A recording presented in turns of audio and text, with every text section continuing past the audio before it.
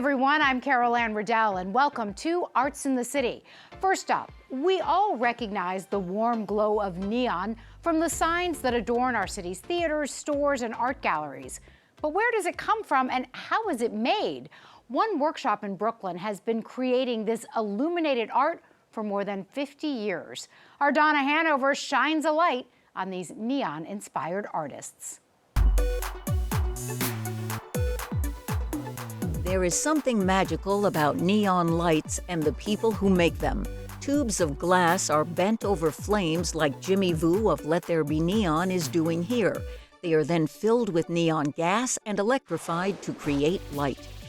The company's work has brightened Radio City Music Hall, Studio 54, big stores like Bloomingdale's, huge brands like Chanel and Nike, designers like Stella McCartney, restaurants like Shake Shack, and hotels, rock bands, films, and TV shows like The Sopranos. What is the appeal? I like to say it's fire in a tube. Dave Waller and his wife Lynn have long worked with neon lights in Boston and became the owners here last year. He says that in the late 1890s, William Ramsay and Morris Travers in London isolated neon gas into a tube and then hit it with high voltage to see what happens, and it made a brilliant red light. And a fellow named Claude in Paris, he perfected the electrode, and that was the key to signs. Neon first became an advertising medium in the 1920s in America, and it took off like a rocket. Everybody had a neon sign back then. How long will an outdoor neon sign last? Well, that shoe repair sign is coming up on 100 years old. Really? Yeah, it lasts a really long time. And even if somebody does throw a rock at it, we can repair it. Studio manager Molly Ray says they really love to repair old neon signs. Maybe like 80% is custom new work, but we love the restorations. And they have vintage glass to use for repairs. Whether restoring or making something new, a ribbon burner is used to make large bends, and crossfire flames are used to make tighter ones. So right now he is blowing into the tube, putting his breath into the glass to make sure that it does not collapse in on itself. Because it's so hot, the glass wants to just melt. The guide Jimmy uses is created by art director Hannah Weichert on a printer called the Plotter. So we have the lips. A hand torch is used to attach electrodes and to join sections of glass. Jimmy has been a glass bender for 37 years, and the team is proud of his expertise. This piece will soon have neon gas inside, but Dave says you could actually use any of the noble gases on the right side of the periodic table. And you get various colors because the tubes are coated inside with different kinds of phosphorus that react with the gas. Next, the piece is bombarded with heat to clear out any impurities. It's still blue from the phosphorus inside. Then it will be filled with neon. There's a meter that he's using to make sure that it's the right amount of gas for the piece. Next, Jimmy gets set for the electric charge, and he flips the switch. So you're seeing the blue and the pink because the gas is not yet circulated through the whole piece. You can literally watch it turn pink. Neon signs went out of vogue in the 1950s and 60s when people started using plastic panels over fluorescent tubes. And by the 70s, neon was really on the outs. But along comes a fellow named Rudy Stern, who is the founder of Let There Be Neon, and he started by going around the city and buying little window signs. And a lot of these were unwanted and the stores were closed. So he would buy them and clean them up and then sell them to people to hang in their house as art. He quickly ran out of signs, but it got him thinking. So he started making small display pieces that anyone could buy. And then one day, John and Yoko are walking by and they see the shop and they come in and they buy a neon cloud from Rudy. And then John Belushi comes in and he buys a neon guitar. After Rudy Stern, Jeff Friedman owned the workshop. Artists have often asked Let There Be Neon to execute their designs, including Keith Haring, Robert Rauschenberg, and Tracy Emin. Some delightful signs are the animated ones where different sections blink on and off, telling a story. Dave rescued one above a barbecue joint on Manhattan's West Side. It was advertising the tiniest restaurant, a 3-table restaurant, and they've got a sign that's 25 feet long to do it. Is kind of fun. It's got a massive flashing mechanism to cycle all of the light bulbs. How do animated signs work? You divide the piece into circuits. So if you have 10 sticks of neon that all have to come on individually one at a time, that's 10 different power supplies. This is the fabrication studio where they do a lot of the wiring and assembling, and also where they build the metal boxes that will be backdrops to some of the neon pieces, especially those that are outside. This is also where they apply blackout paint to the sections of the tube you aren't supposed to see to complete the illusion. Many people love to have neon pieces in their homes, for example, to decorate a game room.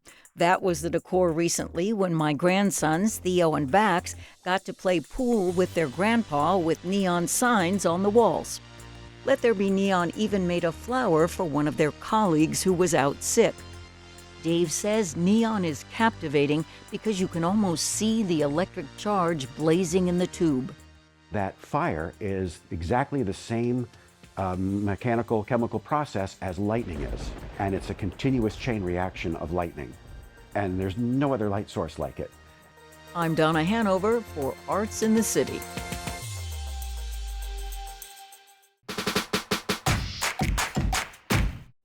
When the weather turns warm, New Yorkers love to head outside. And one of our city's popular pastimes is grabbing a picnic blanket and watching a movie on the lawn at Bryant Park. Our Neil Rosen checks out their 33rd season of summer cinema.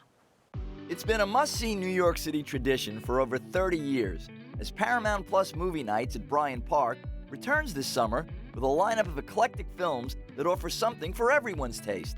From dramatic movies to action films to comedy and romance, Monday nights from July 13th through September 14th are the place to be to watch great movies under the stars.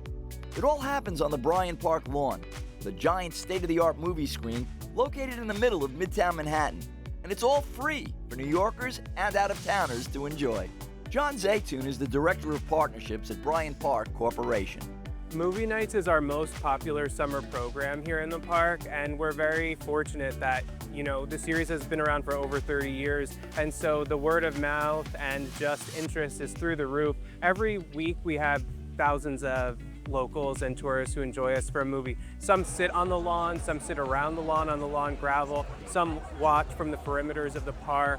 Our team brings in a custom LED screen each week, so they're custom LED tiles that are loaded in. We take the extra step to make sure that we're delivering a premium experience so that no matter where you're sitting in the park, your view is crisp and really great. There's not a bad view in the park for a movie night, but at its core, it's a fantastic series that brings together old and new friends right here in the heart of New York City, surrounded by these beautiful skyscrapers. There's really nothing quite like it. The lawn opens every Monday at 5 p.m. for picnicking, and the movies begin at 8 p.m.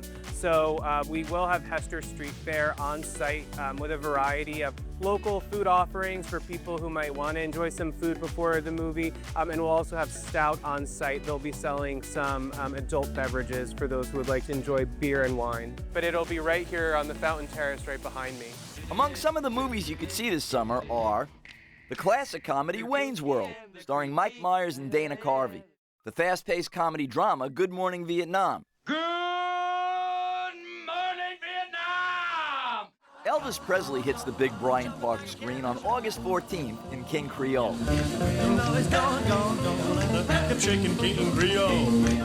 He plays a troubled New Orleans teenager whose remarkable singing talent draws him into a dangerous world of crime and nightclub intrigue.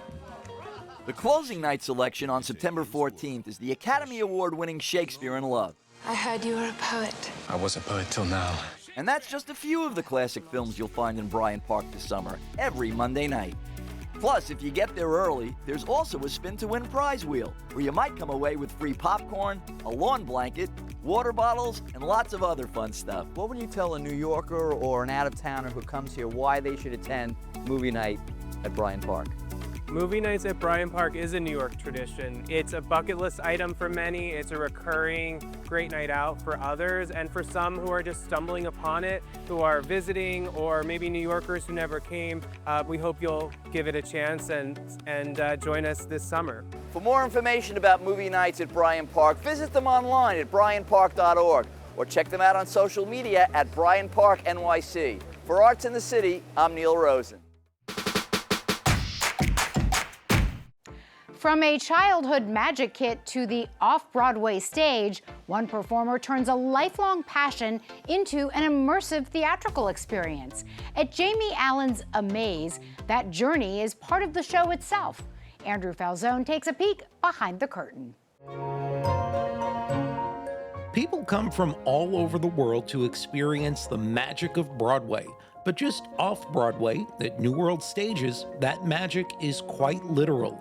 Jamie Allan's Amaze blends illusion, technology, and audience participation into an immersive theatrical experience. And for the internationally renowned magician, no trick is too big or too small, as long as it leaves the audience amazed. We try to combine both in our show. So we have large-scale illusion, and I think a magician can be full. An illusionist, by the broad sense of the term, you would expect a lot of large boxes with people climbing in and out of them, and I don't think that's what our show is about anymore. Transferring from London's West End after an extended run, what makes Amaze unique is that it's part magic show, part autobiography. Amaze goes beyond eye-popping illusions, weaving in Jamie's journey from a kid in the UK obsessed with magic to his 2013 BBC breakout performance. Jamie Allan is a magician who fuses sleight of hand with modern technology to create a new form of spectacular magic. Elevating the iPad from groundbreaking tech into true magic, it not only earned him the nickname of the Eye Magician, it turned his dream of a career in magic into a reality. I would say the one that is the most important to me is the trick I do with the iPads. But that's because of what it represented to me, because that was the trick that lifted me out of a working magician to suddenly being on television and having shows in theatres, and that was really what I wanted to achieve. What really sets Amaze apart is its intimacy, driven not just by Jamie's personal story, but by the theater itself. Set on Stage 5, the smallest of New World Stage's venues, with just 199 seats, audiences are brought incredibly close to the magic, with participation happening both from their seats and up on stage. It's an intimacy Jamie enjoys after a decade of performing in spaces 10 times this size.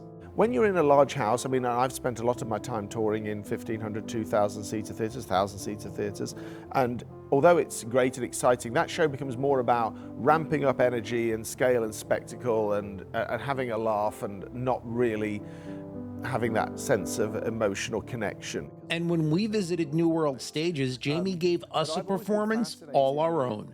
Trick after trick, leaving me speechless, which is not easy to do. During one trick, Jamie had me pick a random card, which turned out to be the 4 of Hearts, and had me write my name across it. And I ask you to do this so that even if I somehow had made you pick the 4 of Hearts, which I didn't, that you would know this is the only 4 of Hearts that looks like this, and it wouldn't be possible for us to, not particularly quickly anyway, switch it for a different one. Sure. We'll just let that, With the 4 of Hearts slipped back into the deck, Jamie handed me the Queen of Hearts, and despite my holding it in place, the Queen somehow also slipped back in the deck and was replaced, of course, by the 4 of Hearts with my name on it. And Jamie made that card appear over and over again, each time mesmerizing in its own way. It's incredible to actually be part of the trick, because it also takes that idea out of it for me. This is not staged, that is totally authentic. We get this all the time. And it's incredible. Even though I say in the show, I say we will give $5,000 to anybody that can show we've set this up with anybody. People will still say it to me, they must be in on the trick. And we never use stooges. I think, you know, this is such a historic art form, and we've figured out now how to do it without setting people up in the audience. While we were on stage, Jamie showed us a few of his co-stars, an assortment of treasures from his earliest days of fascination with magic. So Jamie This seems like it's where it all began for you, but one's the real thing and one's a stunt double. It is. They're exactly the same thing. These magic boxes was the gift I was given when I was 5. This is the one that we use in the show. And this is my actual magic box from when I was a kid. And these things were incredible. They have all of these amazing secret compartments inside that for a child. What looks effortless on stage is really the result of a lifetime of preparation. Every illusion, every moment built from the idea that started in a simple box of tricks and refined over decades of practice. For Jamie Allan, the magic isn't just in what you see, it's in everything that it took to get there. I'm Andrew Falzone for Arts in the City on CUNY TV. Just steps from Yankee Stadium, you'll find the Bronx Children's Museum, a first in the borough's history. We stop by to see the playing and learning in action. Clap, clap, clap. For mom Tene Gelin, this is more than just a fun spot to bring her son. It is a point of pride for the Bronx, a children's museum of its own. It's something very special to me because I don't have to travel anymore, and I'm proud of where I live. I was looking for somewhere to take my son at a safe place, and this is just such a safe place. Jessica Jackson is the Director of School Programs and Education at the Bronx Children's Museum. She explains this permanent home was a long time coming. So we were founded 20 years ago, back in 2006. We started as an outreach program where we had a big purple bus that would drive around throughout the Bronx to different festivals and schools. This is the only and first children's museum in the Bronx. It's a really beautiful experience, I will say, and especially for me that I was born here in the Bronx and didn't have something like this when I was a kid. So oftentimes that's the exact feedback that we receive from adults and families is, wow, you guys finally exist. The museum building opened in 2022, a light-filled, almost 14,000 square foot space that sits along the Harlem River in the South Bronx. Its exhibits are designed for children from infancy to about 9 years old.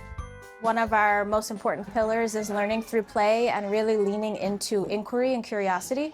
So that's the type of environment that we create here, where kids can come ask questions of us, ask questions of their adults. And we model a lot for caregivers or for parents, whoever comes with their child. We model for them how to be an active learner alongside with them. Another hallmark of the museum, an intentional sense of place. The space is rooted in the Bronx. Some examples: the Waterways exhibit, which represents the Bronx River, Harlem River, and Orchard Beach, and the Block, a miniature replica of a local neighborhood with a garden, farm stand, and casita. We always joke around and say that this museum couldn't exist anywhere else because it is a direct reflection of the community that we're in.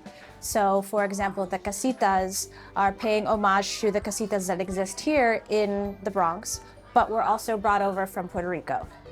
There's also the Book Bodega located inside the museum, which opened in 2024 as the first permanent children's bookstore in the Bronx. The art here connects back to community as well, including some done by the children themselves, incorporated within the exhibits. It's a place that celebrates its neighborhood while demonstrating that from here, anything is possible. He can grow and he can explore and he can learn and he can develop. And it's just so heartwarming just to see how everyone loves everyone here. It's a beautiful place to be.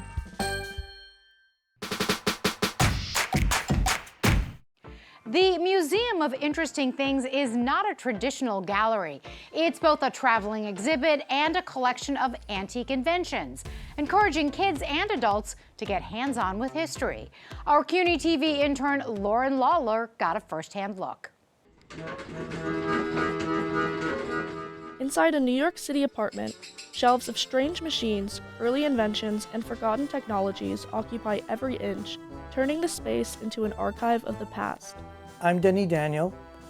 This is the Museum of Interesting Things. I curate and founded the Museum of Interesting Things. More than 6,000 artifacts are packed into the collection, all of them meant to be picked up, played with, and experienced. I started collecting ever since I was a kid because I liked patterns and I liked history, and I liked stories. And then I started cataloging right away.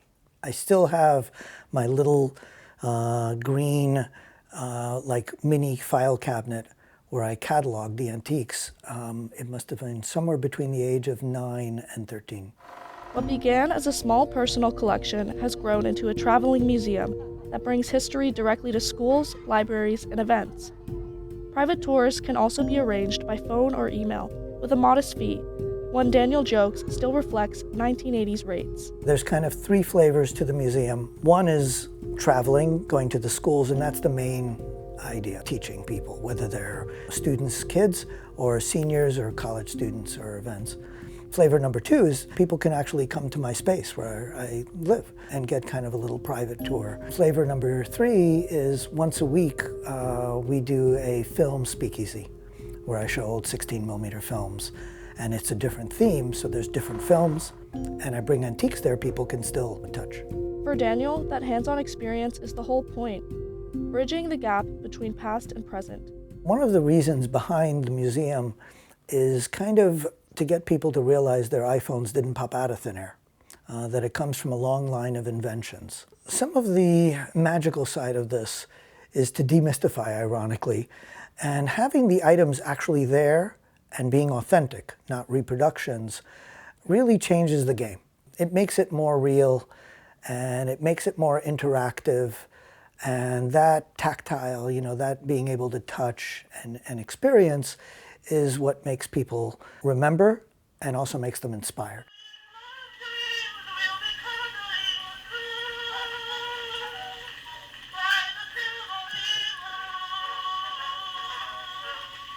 One of the first stops inside the collection is sound, where, to listen, visitors must crank the machine by hand. So these machines, the cylinder record players, they were invented by Edison around 1877, and that one is from the turn of the century, and they're kind of the first recorded music. It was Edison's favorite invention, even more than the light bulb, because it was the first time your voice was played back to you.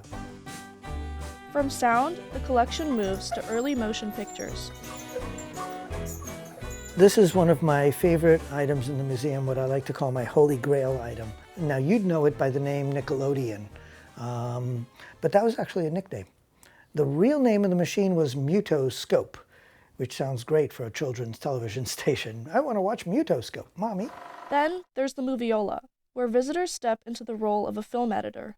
This was the machine that edited the first season of Pee Wee Herman's Playhouse and the film, Pee Wee Herman's Big Adventure. Tim Burton did that film. So what do you do with this machine? You view and you edit film. While it was on Broadway, I brought this portable machine. And funny enough, this tells the story better. So let's say this is your raw footage, that's a take-up reel, and that's your screen. When I teach kids, I have them pretend we're editing film, and they're watching, they go, take 1, take 2, take 3, stop. I like take 3. So you pull it out, and you cut the film. Rather than displaying artifacts behind glass, the museum is defined by the visitor's experience.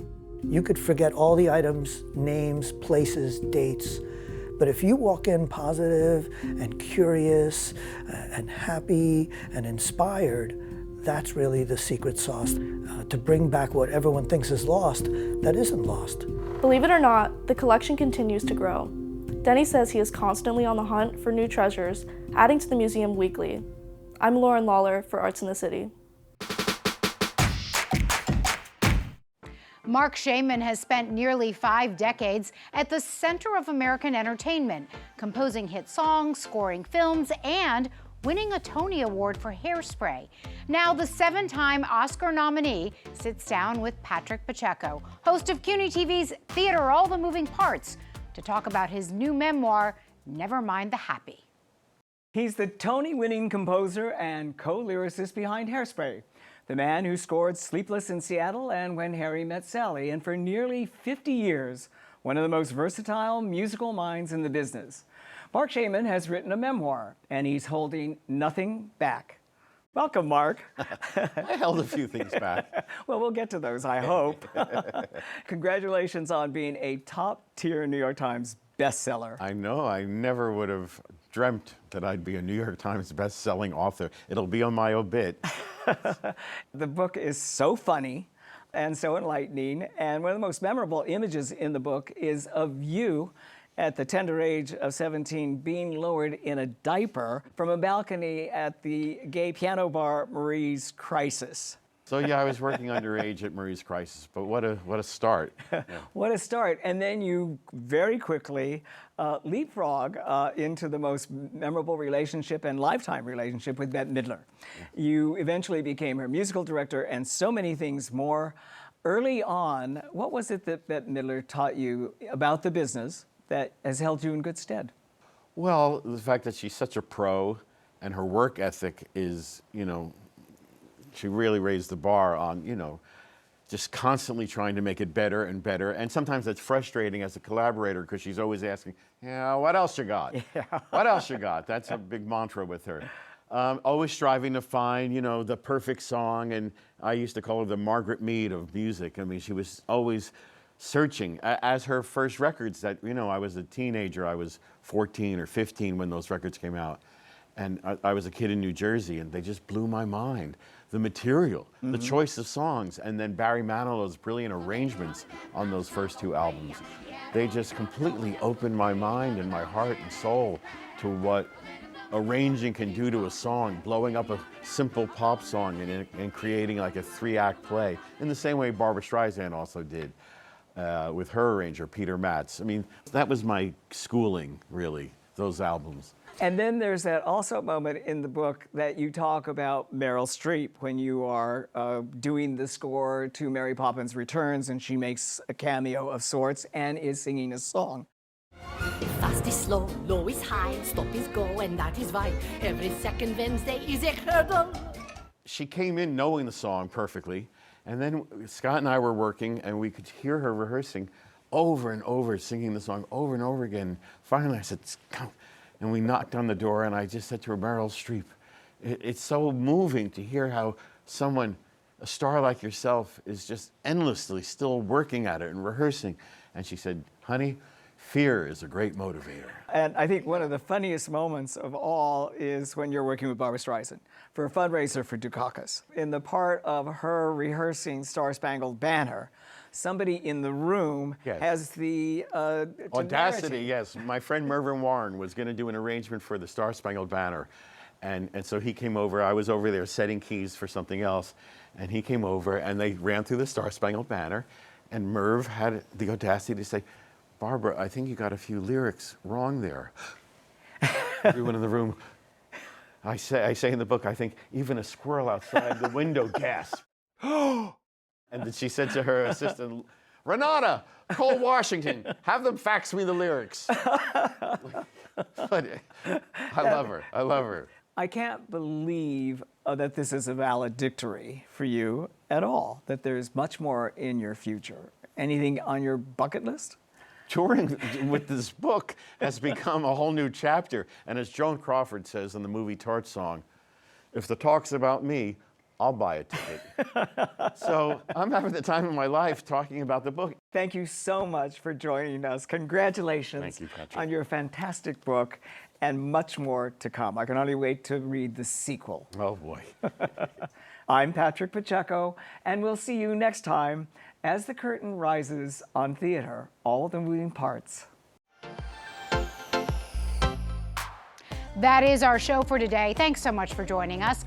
A quick reminder to check us out on social media. We'd love to hear from you. I'm Carol Ann Riddell. We'll see you next time on Arts in the City.